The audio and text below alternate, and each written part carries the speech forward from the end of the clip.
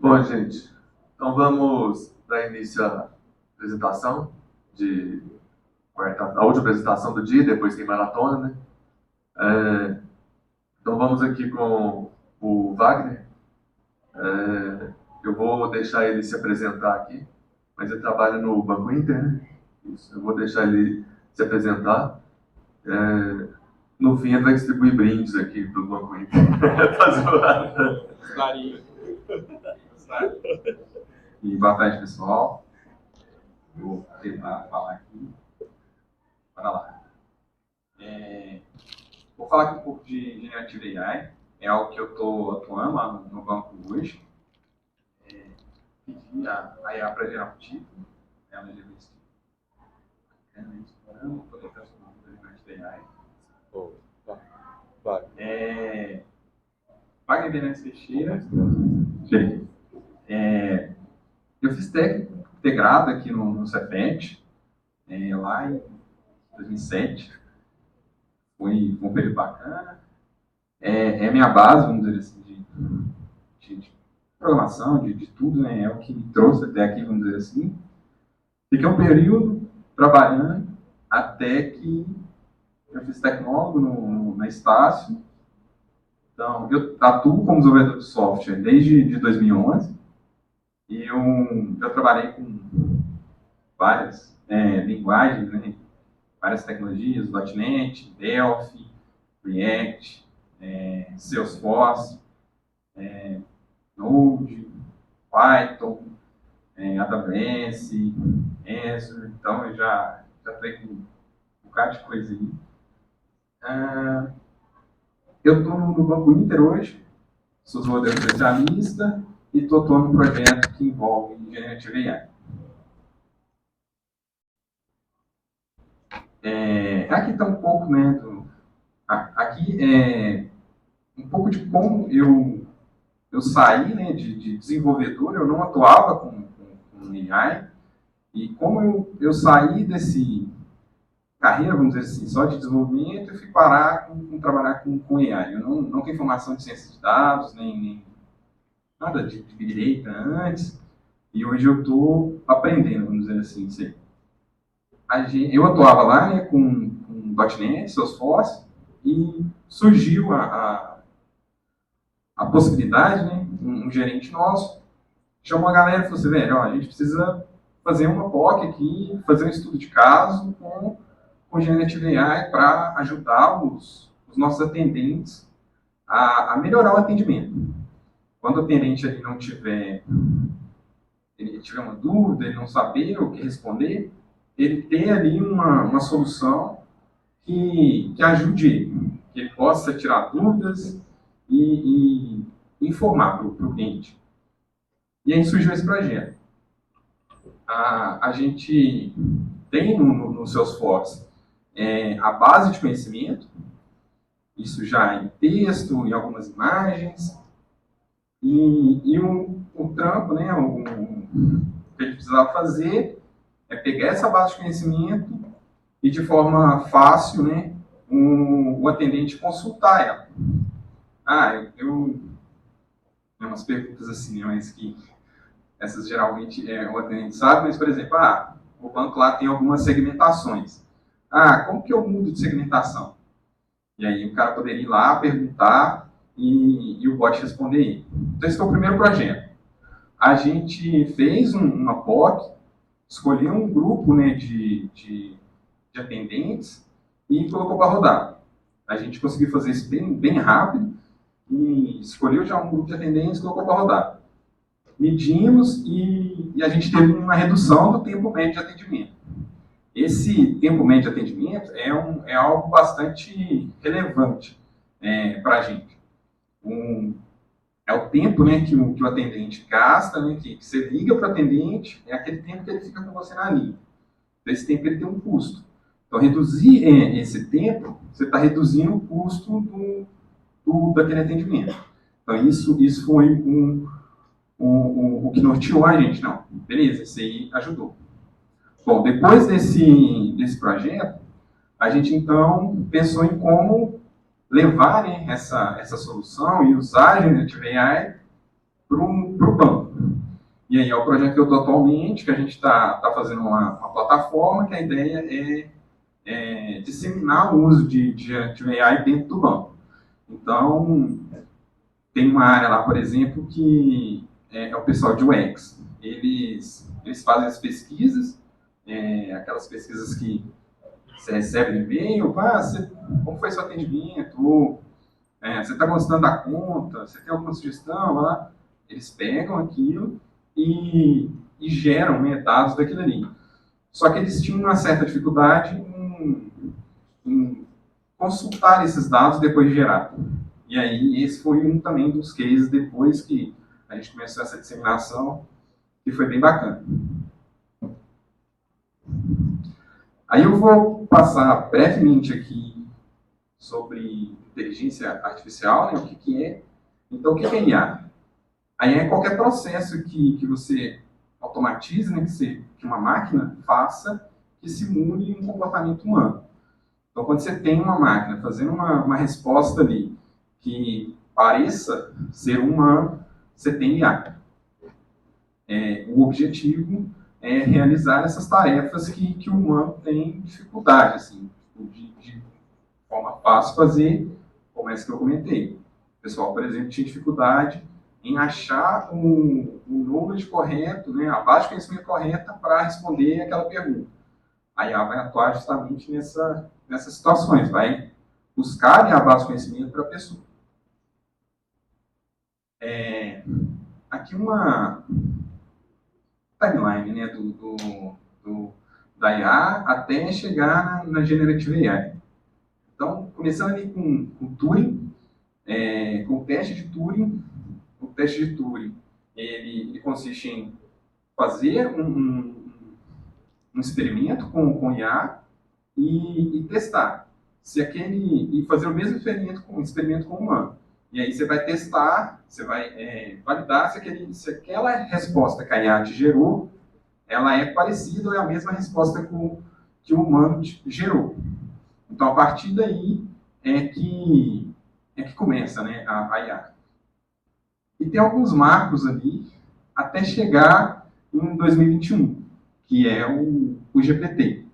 O GPT, ele conseguiu, de certa forma, popularizar o uso de IA. Então, quando a OpenAI ela lança, né, o GPT e abre o GPT-3, o 3.5, ela, de certa forma, consegue aproximar as pessoas, né? Antigamente, fazer um projeto de IA, você demandava um profissional específico de dados e alguém que fosse treinar o modelo com os modelos dos LLMs. Você não precisa necessariamente desse profissional. Um profissional como eu, que não sou da área de dados, consegue pegar um modelo desse, fazer uma solução e gerar um resultado. Alguns exemplos do dia a dia, né, onde a gente tem a Alexa, Siri, carros automatizados, a Tesla usa bastante IA, chatbots, esse projeto que a gente criou lá é um chatbot. A pessoa acessa e vai conversando com o bot e o bot vai respondendo ele. Então, isso é um uso bastante, principalmente agora com o Generative AI, é um uso bastante recorrente de IA. Algo você vai lá, pergunta e o bot te responde.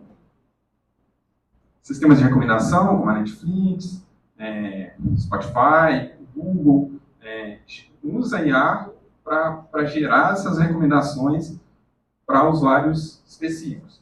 Então, vai pegar características específicas de cada usuário, passar para um modelo de IA e gerar as recomendações.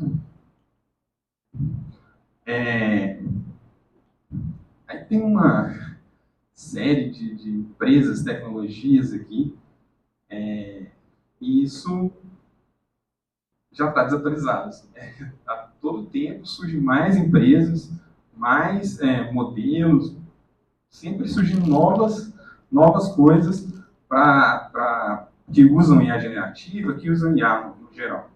Então, essa imagem provavelmente já está desatualizada e provavelmente já tem alguma tecnologia nova para colocar ali. Aí, só contextualizando onde está, né, Generative AI. A gente tem AI, que é esse conceito de qualquer coisa que uma máquina gere, faça ali, que possa ser parecida com um humano, machine learning, deep learning, dentro do deep learning, Generative AI. Bom, aqui, como que a gente consegue, então, acessar esses modelos de Generative AI? Tem várias opções, inclusive tem opções que não estão aqui, até porque tem muitas opções que surgem a todo tempo. Mas as principais, creio eu, que estão aqui. A OpenAI, que foi aqui se popularizou primeiro, vamos dizer assim, e aí com o GPT 3.5, 4o, o One. A Esri ela financiou a OpenAI, então ela tem uma parceria muito forte com a OpenAI, e ela distribui todos os modelos da OpenAI. Então, todo modelo que você vai ter na OpenAI, você consegue ter ali na Esri. A AWS ela já tem uma outra forma de atuação. Ela tem uma solução que é o Bedrock. O Bedrock ele concentra vários provedores de Generative AI. A Anthropic, a Airtune e o ERN, os da AWS, que é o Titan. Um exemplo da AWS que é o Titan. Esse é próprio da AWS. E tem mais provedores. A AWS todo o tempo está buscando mais provedores para facilitar esse acesso à Generative AI. Tem o Google com o Gemini. O Gemini ele acaba não sendo muito utilizado, eu diria, por desenvolvedores. Assim. Ele tem uma certa dificuldade de implementação, eu diria. O Google está trabalhando bastante nisso, porque as outras estão despontando, vamos dizer assim, mas dá para usar o Gemini também, e é um bom modelo. Um outro ponto bacana de comentar é sobre os dados que a gente acaba enviando para esses modelos. Então, a escolha desse provedor também impacta, ela é influenciada bastante por isso.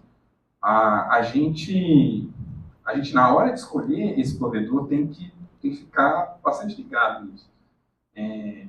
Nós lá, por exemplo, começamos a fazer teste com a OpenAI, mas a gente não podia enviar nenhum tipo de dado do nosso cliente para a OpenAI, porque a OpenAI não tem essa garantia de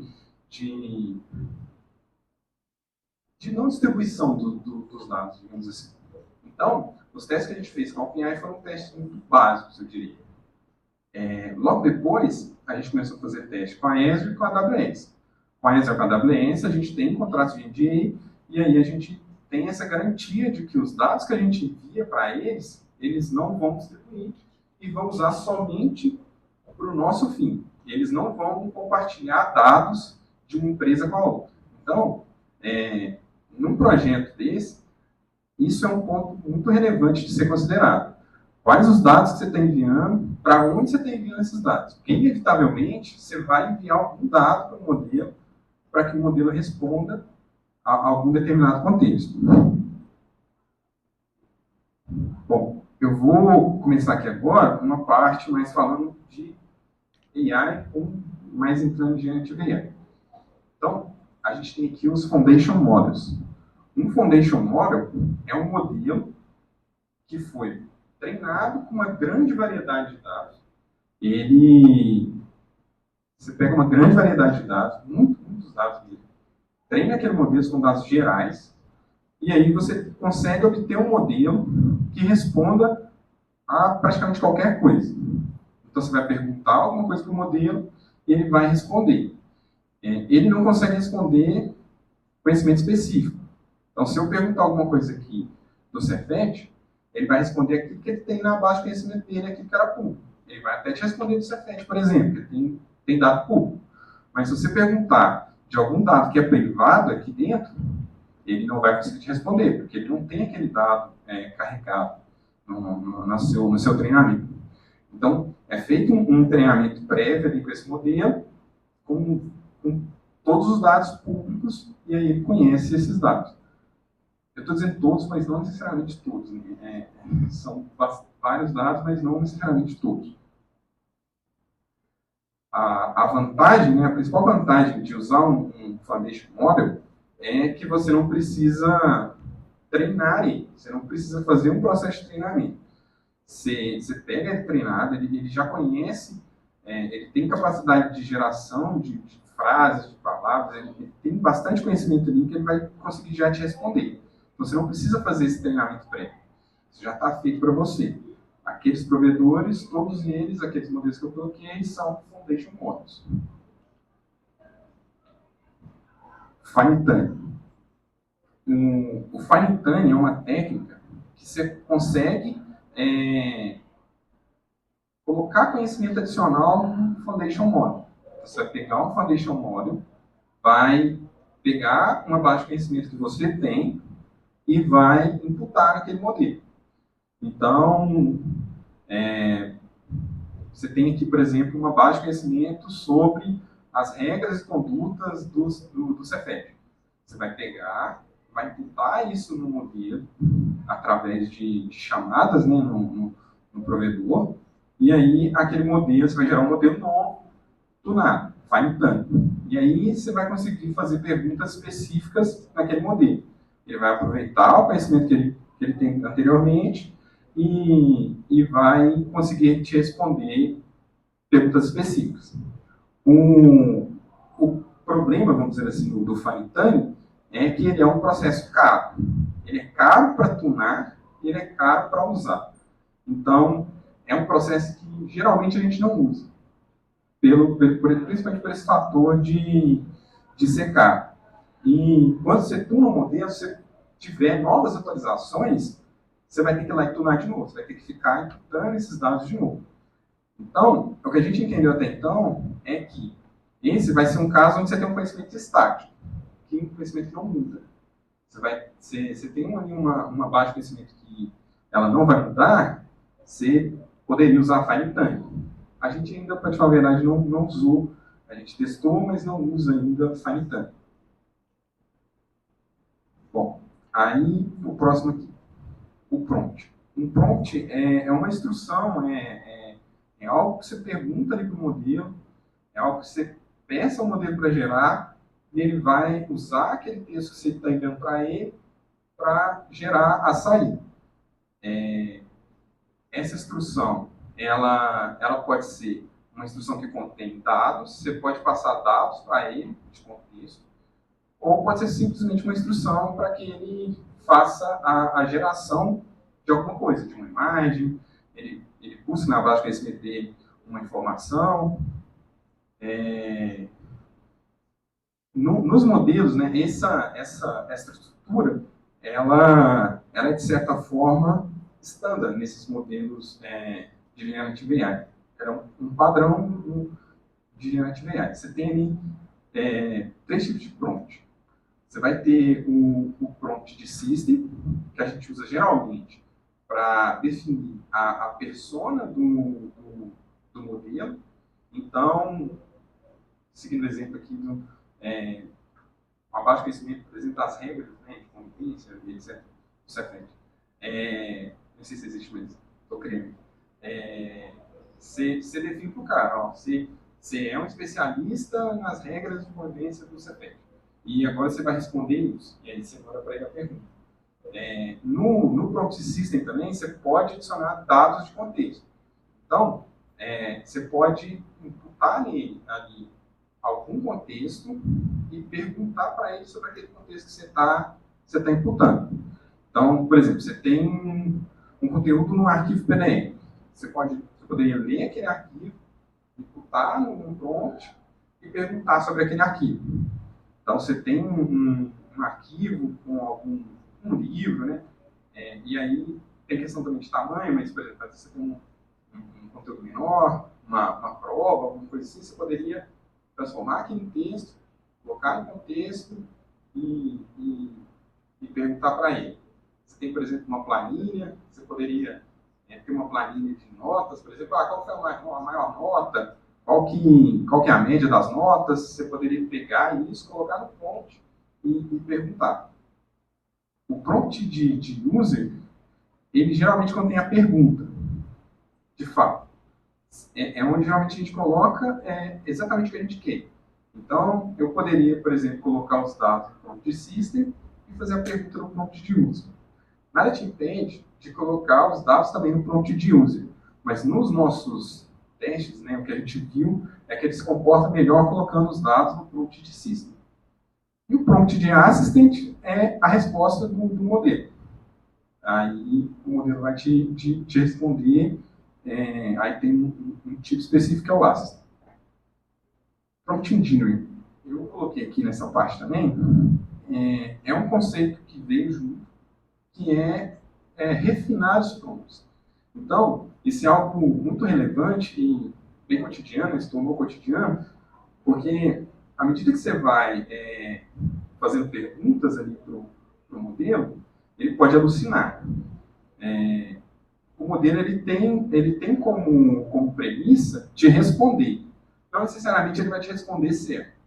E isso é um ponto muito relevante. Ele sempre vai te responder. Qualquer coisa que você perguntar para o modelo, ele vai te responder. Se está certo ou se está errado, ele não te dá essa garantia. E aí você tem algumas técnicas para melhorar essa resposta. E aí uma delas é prompt engineering. Você pode, por exemplo, informar um conjunto de dados para ele e no prompt falar com ele assim, considera somente esses dados. Não considera nada do seu conhecimento mais amplo. E aí ele vai se ater somente àqueles dados que você está colocando para ele. E aí ele vai usar as outras características que ele tem, de geração de palavras, de frases, conhecimentos de matemática, para gerar a resposta, mas você vai induzir ele a não usar o conhecimento que ele tem de conhecimentos gerais, digamos.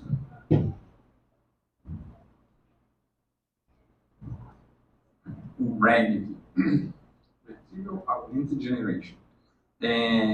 Essa é uma técnica que vem sendo bastante utilizada, porque a gente tem um modelo fundacional que tem vários dados e tem vários conhecimentos.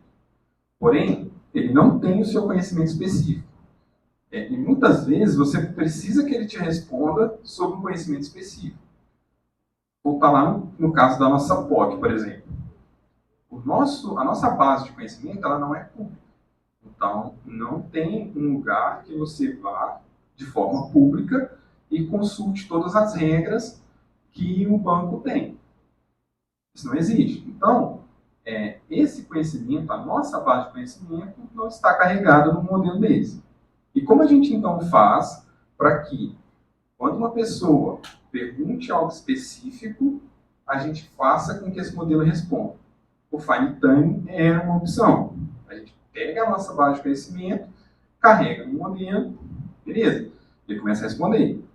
Problema, a gente teria que manter essa base atualizada sempre. A gente tem um custo ali por trás. Então, geralmente, nesses casos, a gente acaba caindo no hacking. E aí, qual que é a técnica por trás?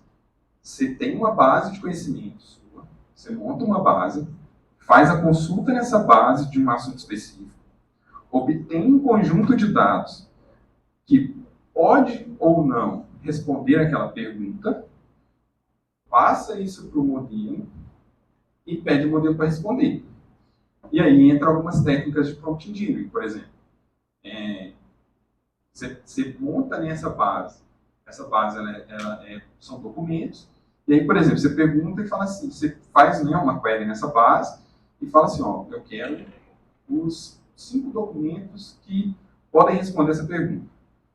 Pega esses 5 documentos, em formato de texto mesmo, passa para o modelo e ele vai tentar responder. E ele ainda pode errar, ele pode alucinar. Então, essa resposta ainda não tem 100% de certeza que ela está correta. E esse é um dos maiores problemas nossos. Como validar que uma resposta dessa está correta ou não? Aliado a isso, né, o que a gente usa, né, como técnica são bases vetoriais. A gente pega essa base de conhecimento, gera um embed. Um embed é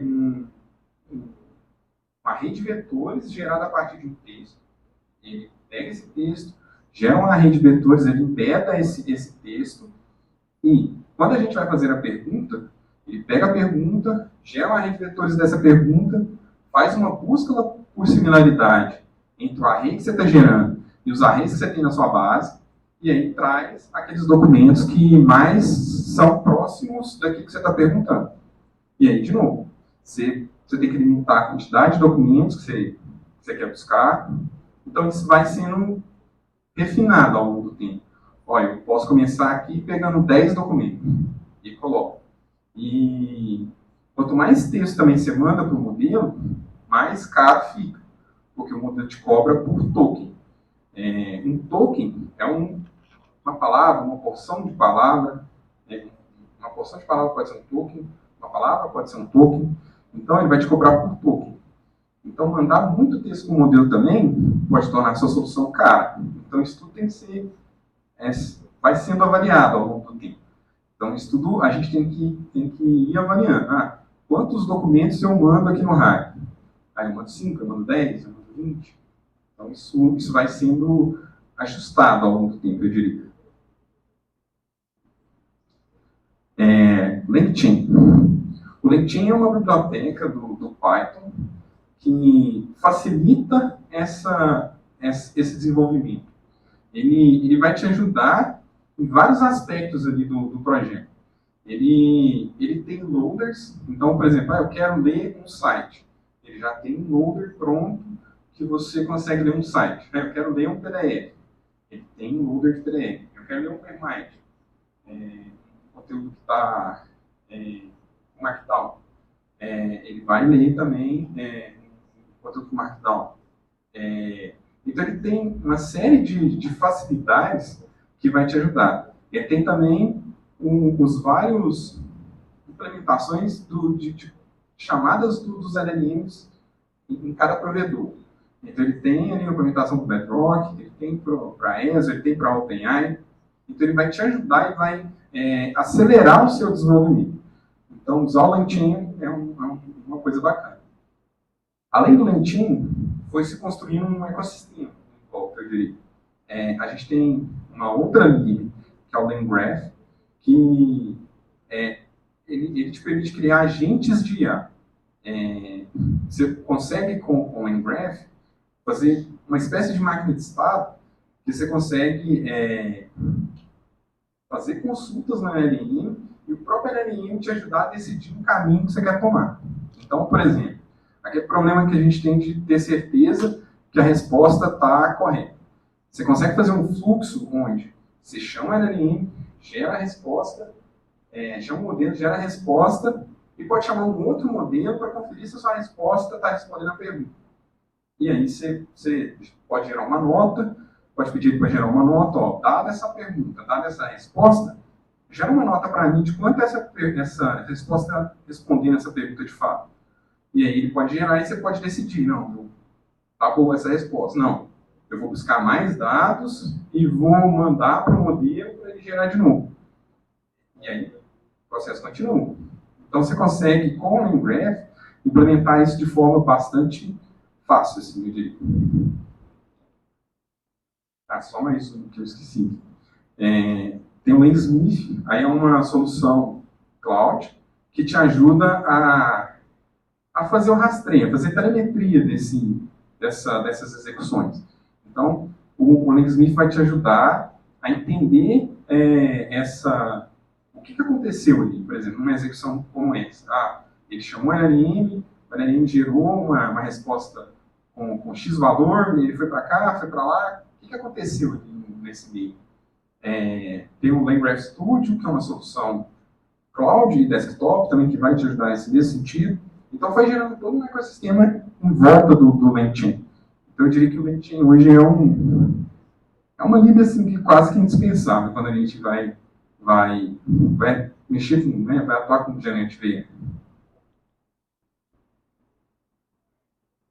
Aí, isso é mais uma opinião minha e talvez do meu time também.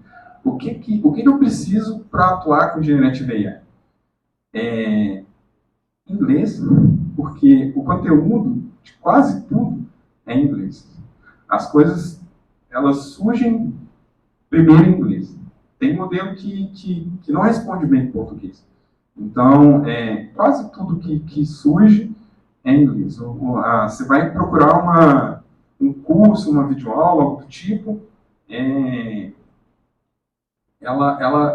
as melhores, vamos dizer assim, estão em inglês. Então, aqui o inglês é, como praticamente tudo na computação, mas aqui também é o inglês. E Python. Tem algumas outras implementações em outras linguagens, mas o Python sempre também tem a mesma característica. Quase tudo é implementado primeiro no Python. Então, eu diria que essa combinação de inglês e Python, ela vai se dar bem. E desenvoltura também, com conseguir entender esses conceitos, entender como funciona as coisas, entender sobre prompt engineering, que não é algo assim tão determinístico, que é algo que vai te demandar ali um pouco de estudo, um pouco de feeling, de tentar ir acertando, procurar acertar, não é algo assim que é algo exato, assim, eu diria. Aí, um pouco aqui do futuro da inteligência artificial, né, Generative AI em si. A tendência é que Generative AI entre, né, está entrando em todas as áreas. Assim. É algo que vem se tornando muito fácil de ser usado e vem se tornando cada vez mais próximo do público geral, eu diria. Então, eu creio que a gente vai ter cada vez mais Generative AI em tudo. Assim. Não vai ter muito sabe, não pode mudar isso. Um dos desafios, né, usar a Generative AI de forma, e AI no geral, de forma ética. E esse compartilhamento de dados, como a gente vai, né, no futuro e cada vez mais usar isso, sabe? Esses dados que a gente gera, a gente vai compartilhar com o modelo vai usar esses dados de forma. Eu acho que esse também é um dos principais desafios que a gente tem. Bom, aí agora eu queria mostrar aqui um case, né, que eu implementei, com mais ou menos isso que eu já expliquei até aqui.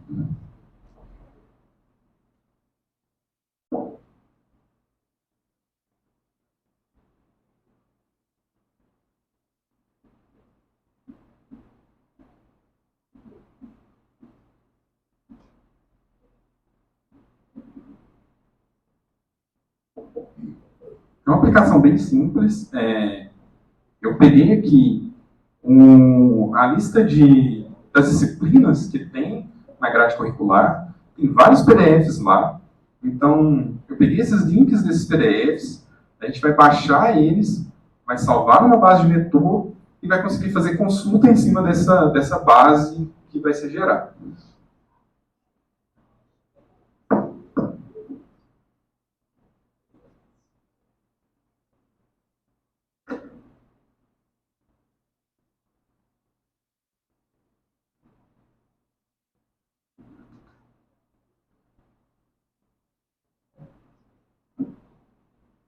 Só dar uma passada aqui antes. O que eu estou usando aqui? Bom, eu estou usando aqui o LinkedIn, e aí um loader de PDF. E obtenho os links, né, faço download desse monte de link aqui. Eu estou usando a Ezra aqui. Estou usando um modelo de embed para fazer esses embeddings. Estou usando o ChromaDB para ser a base de vetores, para a gente armazenar esses vetores. Aí a gente consegue de forma fácil aqui local, né? É mais para apresentar mesmo. O Chroma a gente geralmente não está usando em produção, mas para casos mais simples assim a gente poderia usar o Chroma. e estou usando o GPT-4o para fazer as perguntas. Aqui a gente baixa, né, a lista de PDFs, faz a leitura dele, faz a chunk, né, que é você quebrar esse conteúdo em chunks, em pequenos chunks, embeda esses chunks e salva na base de vetor.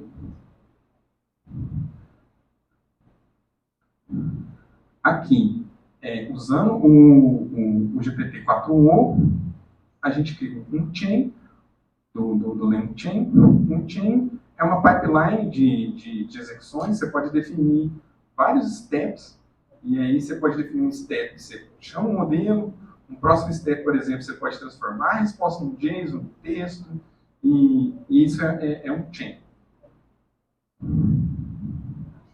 E essa aqui é a função que vai obter vai obter a resposta. Ele vai criar o chain, vai fazer a busca por similaridade e vai rodar o chain e vai retornar a resposta. Aqui eu estou usando o Streamlit só para gerar uma webzinha bem desse nível.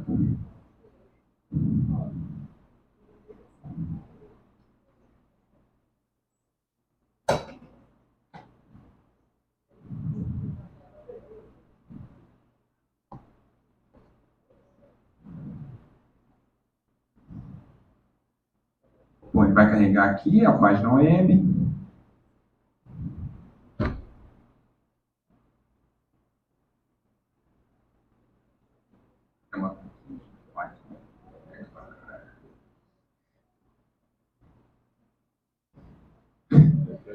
Ela é igual a memória, não tem problemas.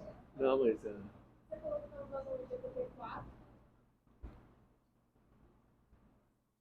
Você está usando o GPT-4 pela Azure? Isso. A Azure tem todos os modelos da OpenAI. Mas aí de graça? Não. Ah. ele paga a Azure, né? Você consegue pegar o GitHub Copilot, o GitHub Student Deck e ter uma quantidade de crédito. Eu acho que dá para usar ele com quantidade de crédito. Eu não tenho certeza, não vou te afirmar com certeza, mas eu não sei se todo mundo aqui conhece o GitHub Student Deck, vocês conseguem pegar lá e eu acho que tem uma quantidade de crédito que você consegue usar. Eu acho. Mas eu posso depois pesquisar direito e Você está usando pela Azure porque, não sei, mas sua opinião sobre o Assistant da própria OpenAI. É porque tem um Assistant da própria OpenAI. Aí, pela Azure, ele meio que faz uma API. Como é que funciona? você tem a API. Põe o microfone. Você tem a API também na OpenAI e você tem a API na Azure. Então, da mesma forma que eu estou chamando aí, é quase que tem que mudar uma classe, eu mostro aí depois, tem que mudar uma classe e mudar alguns parâmetros, mas você conseguiria chamar a OpenAI também os dois por API. Então, ali sempre vai ser chamada por API. Eu estou usando a Azure porque eu estou acostumado a usar a Azure e para te falar a verdade, eu uso a Azure no meu trabalho. Então, eu não usei a Azure, não tinha usado a Azure ainda fora do meu trabalho. Então, foi meio que um teste, eu consigo ir lá e fazer, e pagar para usar a Azure. Eu, pessoa física, era mais um teste assim, aí eu fui lá e estou usando. Mas, por exemplo, tem um colega que trabalha comigo, ele usa a OpenAI. Ele paga a OpenAI e usa a OpenAI. Inclusive, eu ia usar a conta dele. Quando eu comentei com ele, não, tem que... Porque eu não posso usar do meu trabalho, entende? Então, eu tinha que arrumar uma chave. Aí eu comentei com ele, não, você pode arrumar, pode usar a minha. Mas aí eu acabei criando e estou usando a que eu criei, sabe? Você trabalha no Inter, né, pelo que eu tô vendo. O código lá é antigo, é legado? Como é que vocês fizeram para aplicar a IA lá? Tem código antigo, tem código de todo jeito. Tem código antigo, tem código novo. Os projetos que a gente está fazendo são projetos novos.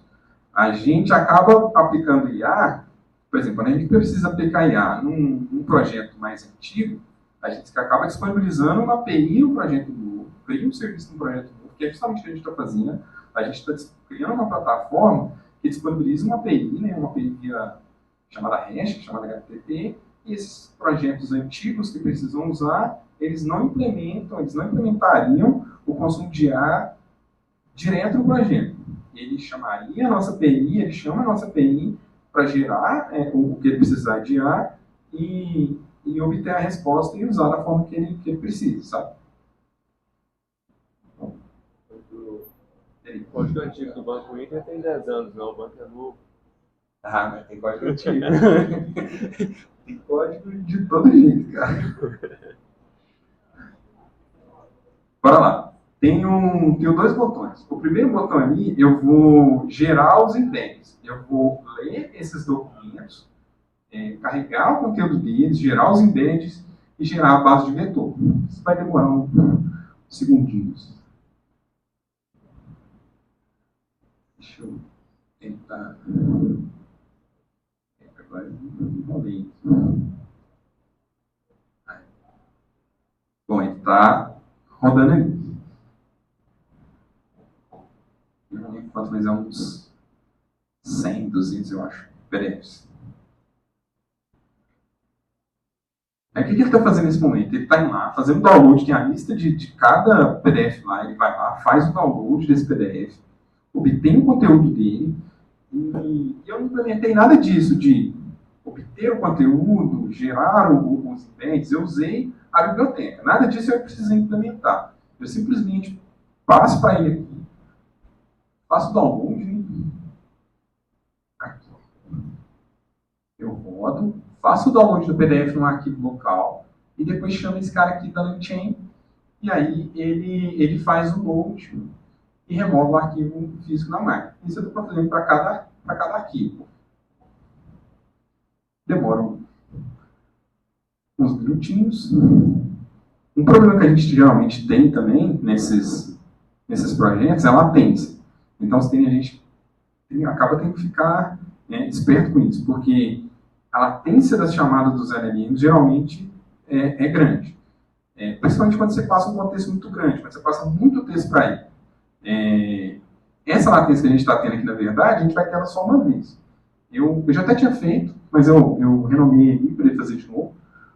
Mas esse processo, né, de gerar o embed, você faz ele uma vez e você acaba atualizando os embeds novos que você tenha, ou que você precisa inserir nos novos, ou atualizando os que você precisa atualizar. E o negócio travou. Aqui você travou. Como? Ao vivo. Bora. Tem demonstração.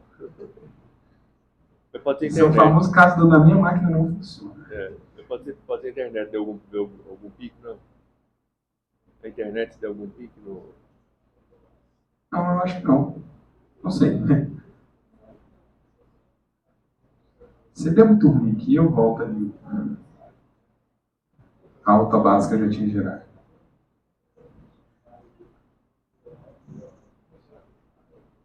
Acontece, gente. Você está lá mexendo, na hora de mostrar, o negócio não funciona. Isso acontece com uma certa facilidade. Bom, vou desistir.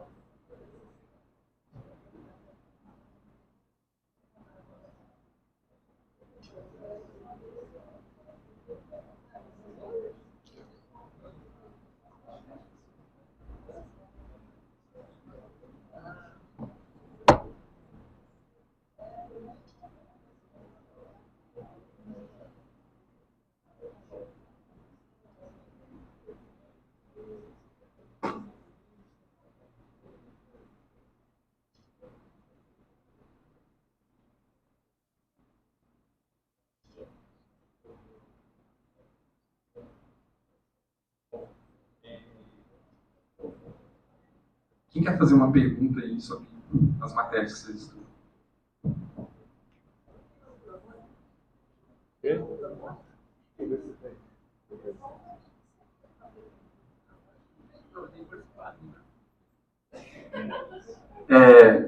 Sobre o projeto de trabalho no Inter, vocês estão, eu vi que você falou um pouco sobre o compartilhamento de dados. Por exemplo, vocês não usaram a OpenAI porque ele não te garantia que os dados que estavam usando não seriam compartilhados.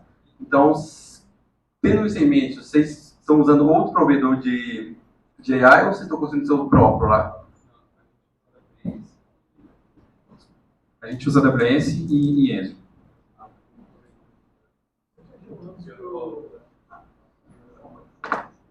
Você tinha dito antes que o da OpenAI tinha problema com dados e que o da Azure ele só funcionava.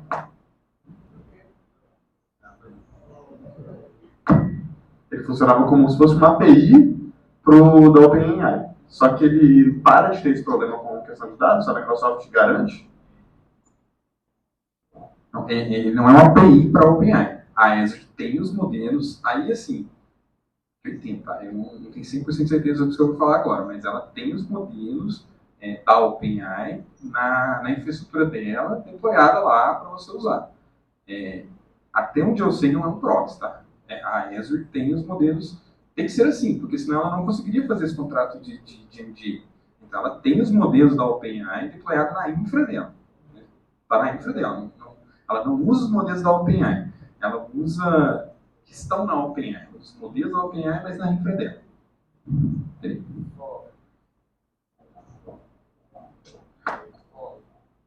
Só uma curiosidade mesmo. Você já viu, tem diversas plataformas, diversas empresas que disponibilizam, por exemplo, imagens Docker de IA generativa.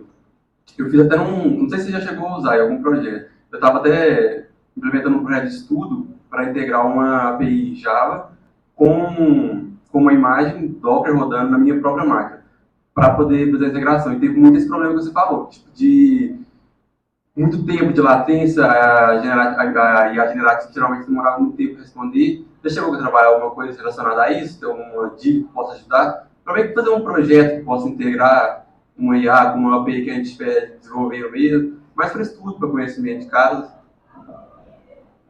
O que eu vi nessa linha foi o Olama. Eu não sei se é exatamente o Olama que você usou. O Olama, ele é uma técnica, ele é uma tecnologia que você consegue subir modelos na sua infra. Você vai lá, ele até se diz um Docker de modelos, porque é comando você meio que roda. Então, se eu estou enganado, é o Llama Run, e aí você bota o modelo e sobe o modelo lá. A gente fez alguns testes com o Olama, mas a gente não teve resultados satisfatórios. Aí entra esses pontos também, de latência. Um outro ponto que acaba sendo importante para a gente lá é a gerência desse artefato, sabe? Então, a gente sobe um modelo, por exemplo, na nossa infra, o nosso time de infra tem que gerenciar isso. Eu uso um modelo da AWS, por exemplo, eu não tenho que ficar gerenciando esse cara. Eu simplesmente chamo o cara e pronto. Então, isso também é um fator que acaba sendo bastante relevante para a gente lá no caso, sabe? Mas para esse fim, que é de testar e entender como funciona, cara, super válido. Sobe os modelos e realmente ele vai ter uma latência maior, e principalmente se você escolher modelos maiores. Né? Por exemplo, tem modelos lá de 7 milhões de dados, 14, tem vários modelos lá. Então, você precisa de uma máquina mais parruda também para subir, dependendo do modelo que você vai subir. Então, a gente já chegou a testar, mas não chegamos a implementar nada em produção com esse tipo de arquitetura. Algumas coisas que a gente está olhando lá agora é que a gente tem operações que não necessitam de modelos tão parrudos, eu diria, como o GPT-4o. Por exemplo, tem uma versão do GPT, que é o GPT-4o, que segue essa linha de operações mais simples, mas ele ainda assim é muito caro. Então, a gente, inclusive, está vendo com o time da AWS como a gente poderia fazer isso para ter modelos que a gente suba na nossa infra, mas gerenciado pela AWS. Então, a gente está vendo como fazer isso lá. No SageMaker, que é uma solução da AWS, inclusive, eu tive uma reunião hoje de manhã com o pessoal lá, e ele me passou isso, que tem como fazer isso no SageMaker, mas eu não cheguei a testar, então eu eu ainda vou testar isso lá, posso depois passar como foi, né? Tipo, mas é algo que eu não testei.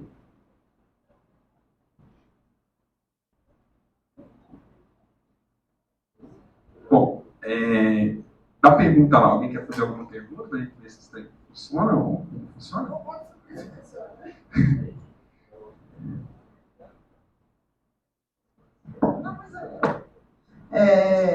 Nossa, tá alto. Eu falo alto.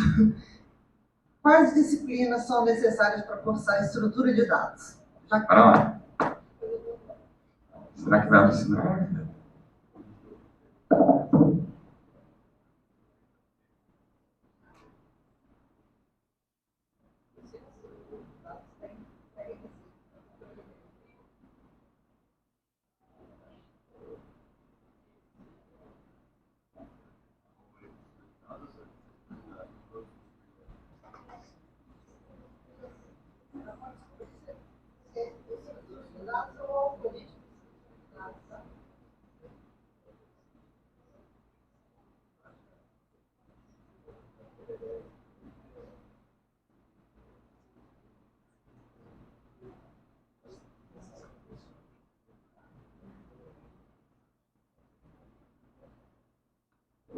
Bom, vamos ver se ele respondeu certo.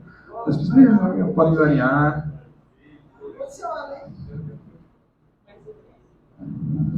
E aí? Oi? Aí vocês podem reparar que ele vai colocar ali, ó, dependendo da instituição de ensino, então ele não entendeu o que a gente está falando do Cefet em si. E aí eu poderia, aí eu não fiz isso ali, mas eu poderia definir no prompt dele, o prompt de system, por exemplo, ó, você é um agente de IA que vai estar respondendo perguntas sobre o Cefet MG. E aí ele já vai entender de onde que ele vai estar respondendo essas perguntas. Então, à medida que você vai testando o modelo, você vai fazendo esses ajustes, essas melhorias. Alguém quer tentar quebrar ele? Vai lá. Vamos perguntar mais um, então.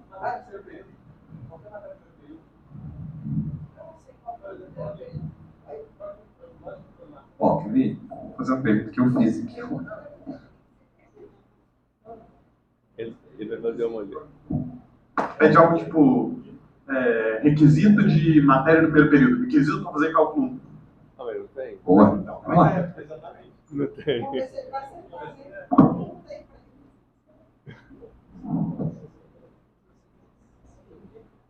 Vai falar, saber matemática e ensino médio.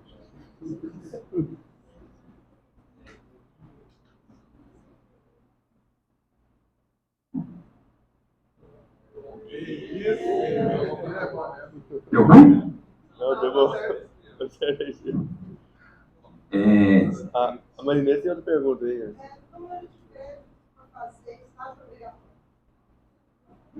Para fazer estágio obrigatório. Tem isso em algum detalhe? Tem isso em alguns dos PDFs das matérias? É porque aí pode. Aí não, mas assim, vamos perguntar, tá? Mas.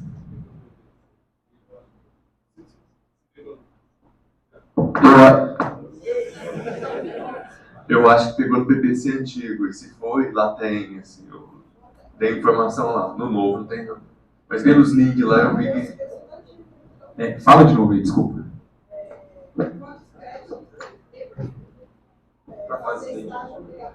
Qual o número de créditos tem que ter para cursar estágio obrigatório?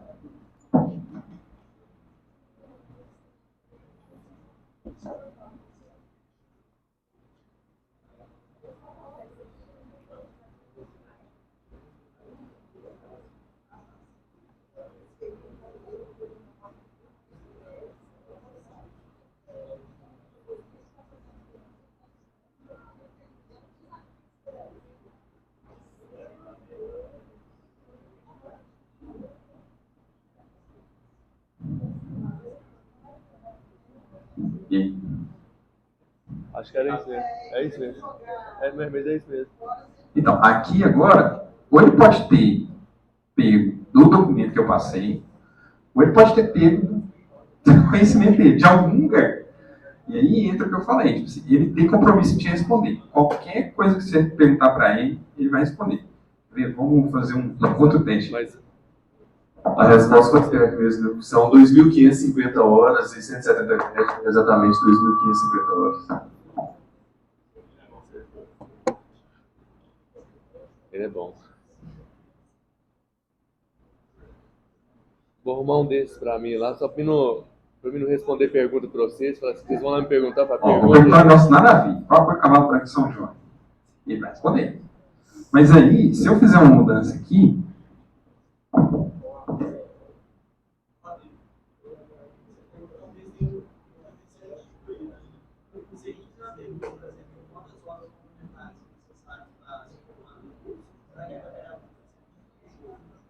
Não sei. Tem que olhar.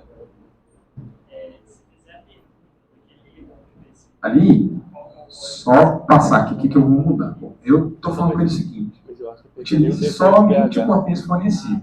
Não utilize nada do seu conhecimento mais amplo. Responda a pergunta. E eu vou passar a pergunta.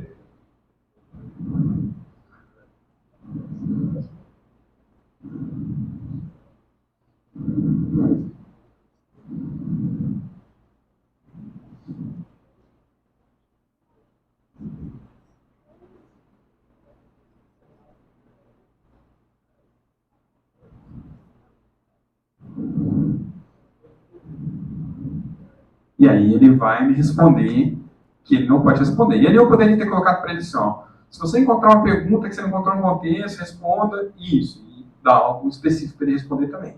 E aí entra esses conceitos de prompt engineering que você vai melhorando as suas respostas, né? Eu poderia também pedir ele para retornar um conteúdo em JSON ali. Cara, o céu é o limite. Você vai falando o que você quiser.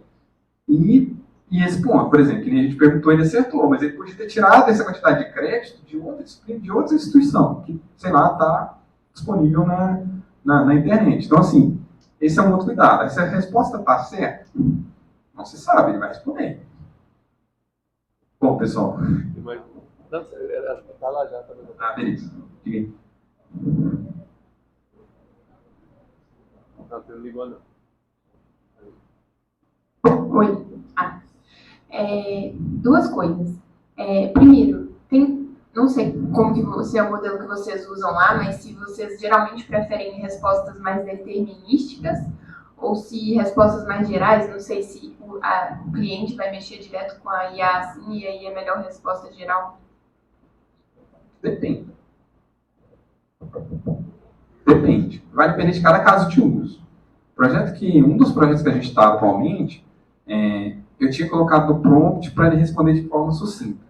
E aí algumas pessoas do banco começaram a usar e falaram, não, vai responder isso demais. Deixa ele devagar um pouco mais. E aí a gente colocou no prompt para ele devagar. Então, isso são coisas que você vai ajustando no prompt. Você pode, por exemplo, colocar, responda com X palavras. Responda com no máximo X palavras, X caracteres. Isso é a instrução que você pode colocar no prompt também. Então, esse tipo de refino você vai fazendo via prompt engineering mesmo. Mas a gente tem em situações que quer que ele divaga. Por exemplo, geração de código, você acaba fazendo com que ele divague um pouco menos, ou às vezes, dependendo se você quer gerar um código para que ele divague. Então, assim, vai depender do que você está fazendo. Tem algumas coisas que eu não abordei aqui. Na hora da chamada do LLM, você também pode passar um parâmetro falando a temperatura que você quer que ele gere aquela resposta. E aí, por lá também você consegue ter a temperatura e o top T. Você consegue indicar para o modelo se você quer que ele divague mais ou menos. Então, esses parâmetros também, na hora de chamar ali, você consegue ajustar isso. Tá. Agora, sobre questão de código. Vocês usam, por exemplo, ele como uma fonte... Exemplo, você treina um modelo para ele saber do seu código, por exemplo, se entrar um programador novo, ele tentar que o modelo responda às dúvidas do código, ao invés de procurar um sênior, por exemplo. Meio que um sênior automatizado. A gente não tem esse caso de uso lá ainda, dessa forma. A gente tem, por exemplo, caso de uso para código, para fazer review de código. Então, todos os nossos reviews estão passando por uma IA. A gente usa para esse fim, mas não exatamente para a mesma coisa que você perguntou, o GitHub Copilot. E aí o GitHub Copilot vai ajudar. Mas ainda não fizemos dessa forma que você falou. Mas é um caso de uso que poderia ser feito. A gente não fez, para falar a verdade. Mas é um caso de uso bacana. Você tem um bot que você pergunta... Assim, eu pergunto para o LLM em geral. Assim, eu particularmente faço isso. Então, tem alguma coisa que eu não estou dominando bem, não sei fazer. Ou então, alguma coisa mais corriqueira. Faça um download em PDF, por exemplo. Eu não vi...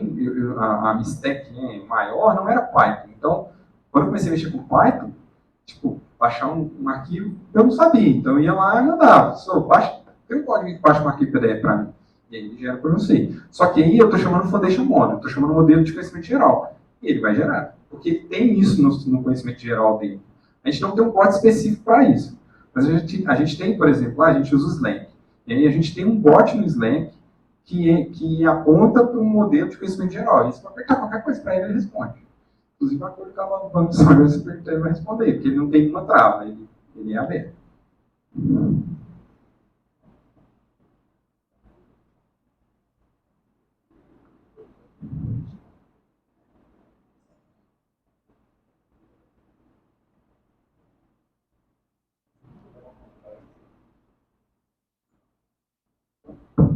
Tipo assim, em termos de implementação, quais são os maiores desafios que vocês encontraram? Porque, pelo que você falou, basicamente vocês estão consumindo uma IA generativa de um fornecedor, que é o Azure, no caso, certo?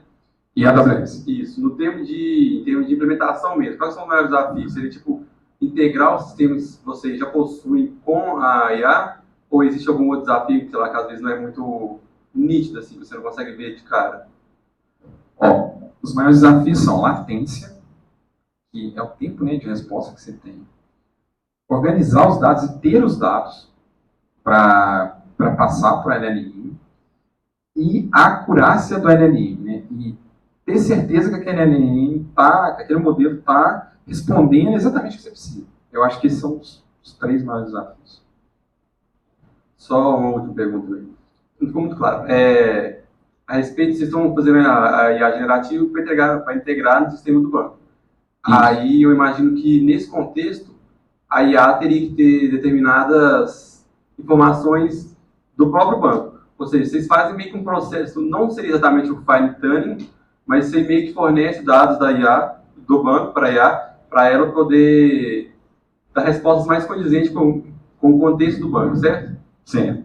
Não era só... Isso, assim, não que são todas as soluções assim, mas eu creio que a maioria está usando um RAG, que é basicamente você ir numa base de dados antes, buscar um universo de dados pequeno em relação à base de dados, porque a base de dados é enorme.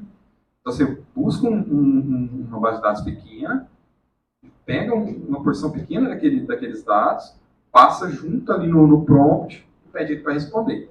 Pensa comigo, por exemplo, você quer saber alguma informação do cliente. Isso não é algo que a gente já tem, já pronto, mas é algo que a gente quer fazer. A gente pegar, por exemplo, o histórico de movimentações do cliente, passar para ele e falar assim, qual foi minha maior compra no último 6 meses? Ou seja, você precisa então ter aqueles dados de histórico de movimentação dos últimos 6 meses, estruturar isso e passar para a LLM. Então, capturar esses dados, estruturar isso, passar para a LLM, entra nos problemas de estruturar o dado, latência. Então, a latência de capturar esses dados. Onde que a gente vai pegar esses dados? Esse dado está estruturado de forma que eu consigo passar para a LLM? Talvez não. Então, tem N coisas que talvez você vai ter que fazer antes para depois chegar na chamada da LLM de fato, sabe? Então, 7, muito obrigado.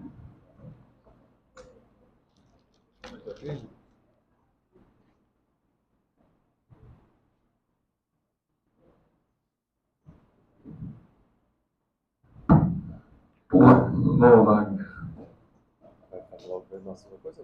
qualquer? Tem só mais um slide aqui que é só os...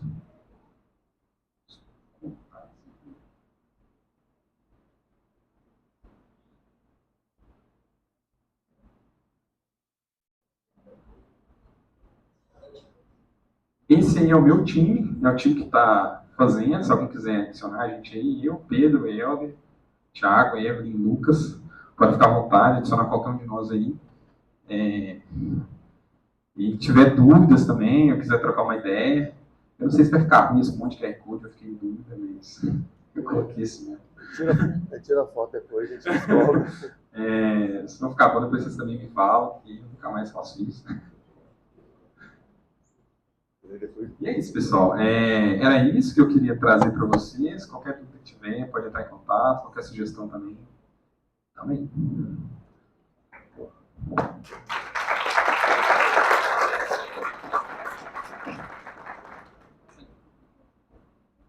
Muito obrigado pela apresentação primeiro.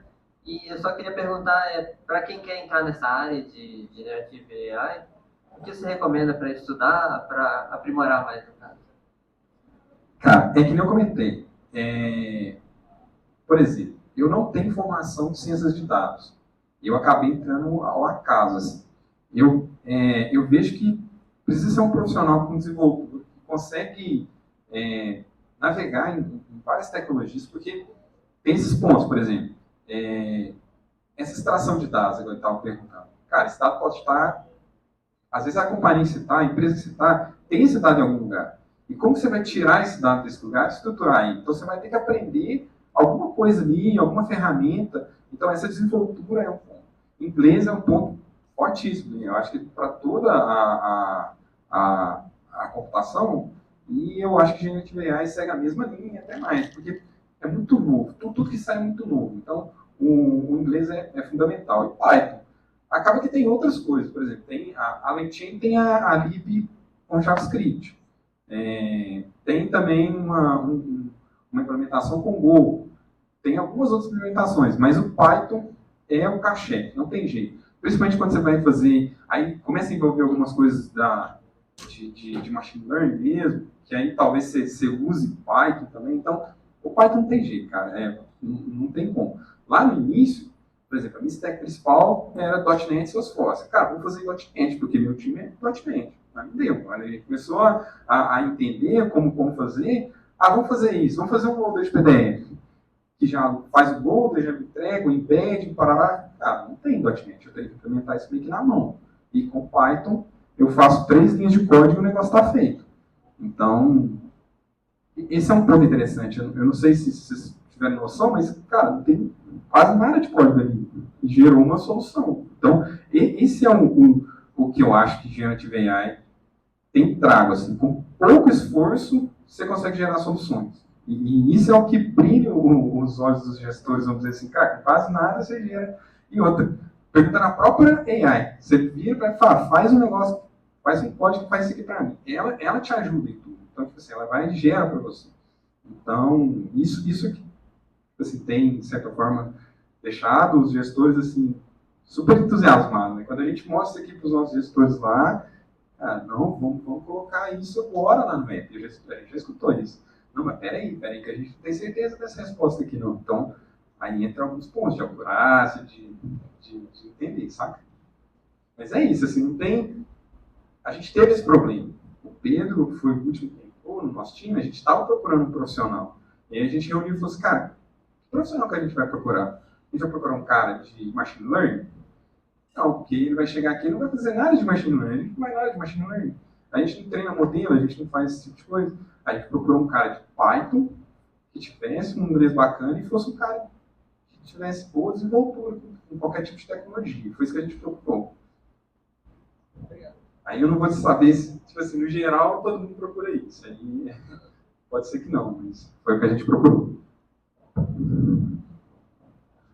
Bom, Wagner, e sim, da mesma forma que você citou aí, que é muito fácil gerar um código para fazer alguma coisa que você quer fazer, que o próprio GPT lá me ajuda, quero fazer isso aqui, você tem o que você falou lá da versão mini lá, que ela é otimizada para gerar código, inclusive, né? O One é o cara mais otimizado para Sim, pois é. Então, ela é otimizada para gerar código, mas da mesma forma que tem, você pode usar para fazer o mal, né? Assim, o mal. Exatamente. Como que você vê essas questões éticas, por exemplo? Que é muito fácil, por exemplo, você gerar hoje uma historinha com fake news, ou gerar, sei lá, Hoje está sendo muito comum fazer deepfake, né? Então, assim, e é fácil fazer. Então, como você vê isso porque a tendência, assim, o que eu vejo é os vídeos cada vez vão ficar mais reais, vídeos e fotos, e cada vez vai ficar mais difícil de saber se aquilo lá foi gerado por... E esse é o objetivo, né? Sim. É justamente o objetivo. É que a gente consiga gerar algo que não seja possível identificar. Esse, no final, é o objetivo. Só que pode ser gerado para o mal.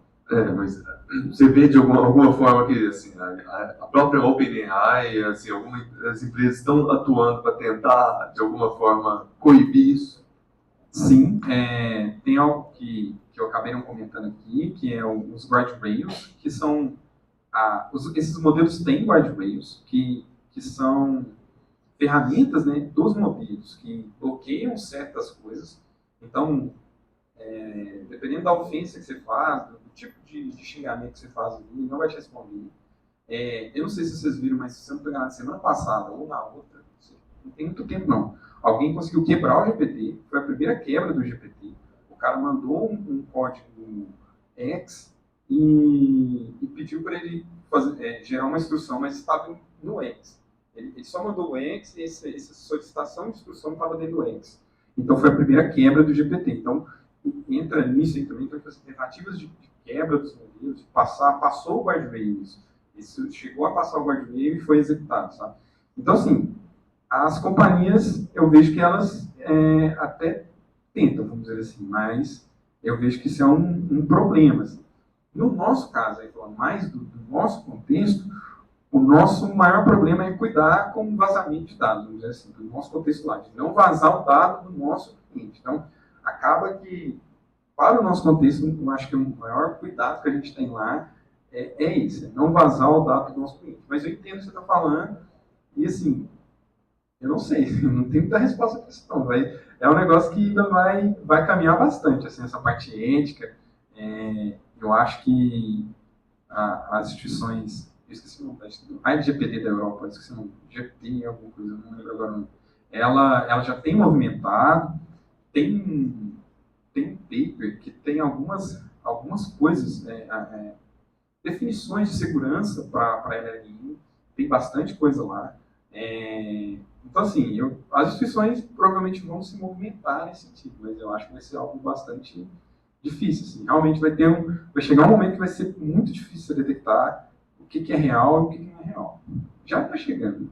Não, sim, é porque hoje, por exemplo, você consegue, sabe assim, é difícil, cada vez mais difícil, porque eu posso pegar um modelo, instalar no meu computador, usar minha placa de vídeo aqui, e eu consigo fazer coisas se eu puxar um banco de dados razoável aqui para o meu computador. Então, assim, sim, realmente é um desafio, porque muitas vezes, por mais que a OpenAI tenta fazer alguma coisa, as outras empresas tentam fazer alguma coisa, se a pessoa quiser fazer coisa errada, ela vai acabar conseguindo, né? Sim, sim. Não, sim. E realmente, é uma preocupação grande. Né? Não sei como que a gente ainda vai lidar. Eu acho que é algo novo também. Né? Então, tipo assim, provavelmente vão surgir legislações, algumas coisas para lidar com isso. Mais alguma? Então é isso. Ele quer que você conte sua história.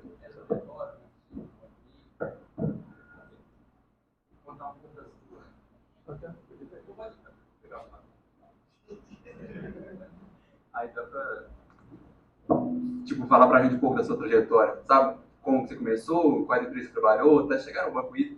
Pra gente ter essa ideia que a gente está graduando agora, vai enfrentar uma carreira no mercado de trabalho ainda, só pra gente ter uma noção. Não, de boa. Eu formei aqui no Cefet, comecei numa empresa aqui de Divinópolis, que é a Mais Soluções, como um atendente de suporte. Dentro da Mais, eu já comecei a conversar com o pessoal porque eu queria desenvolver. Não, cara, eu quero falar com desenvolvimento. Comecei a conversar com o gerente da empresa, o gerente de desenvolvimento, desculpa, muito. Cara, me ensina aí, velho. Me ensina a programar, velho, eu quero programar. E aí eu programava aqui, lá era Delphi, então aqui eu aprendi a C, Java, um pouquinho de C Sharp, quase nada de C Sharp, na verdade, e lá era Delphi, então não manjava de Delphi. E é bem diferente, né? Assim, principalmente a forma que a gente fazia lá.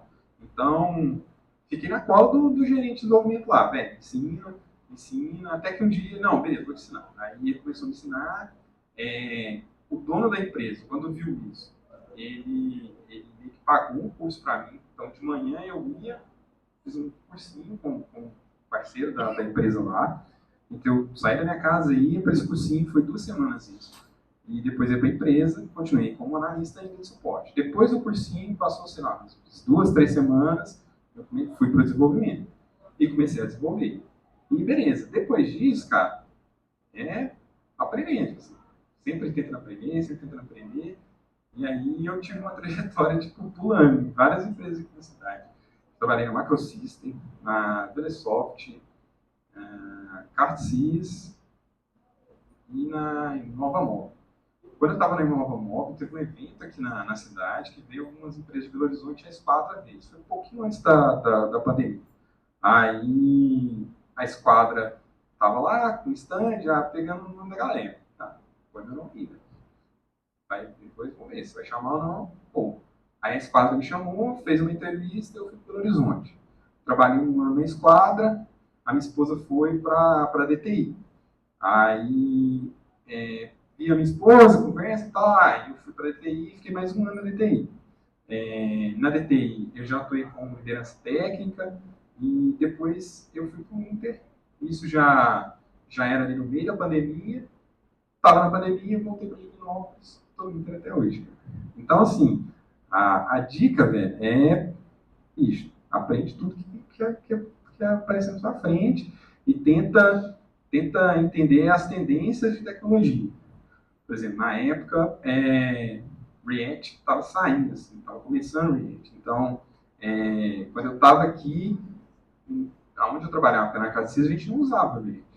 Mas eu comecei a tentar entender como é que funciona, aprender e tal.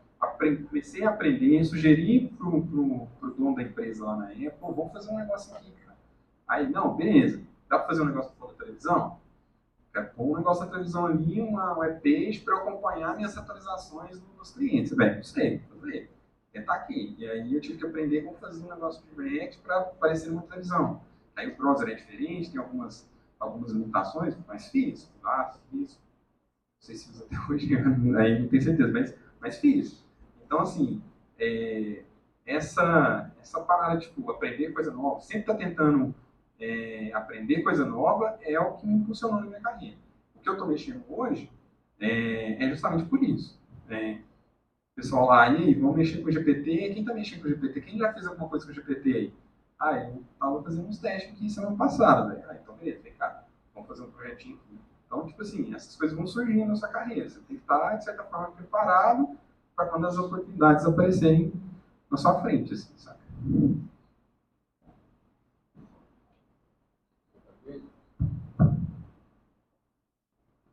Bom, então, queria te agradecer, Wagner.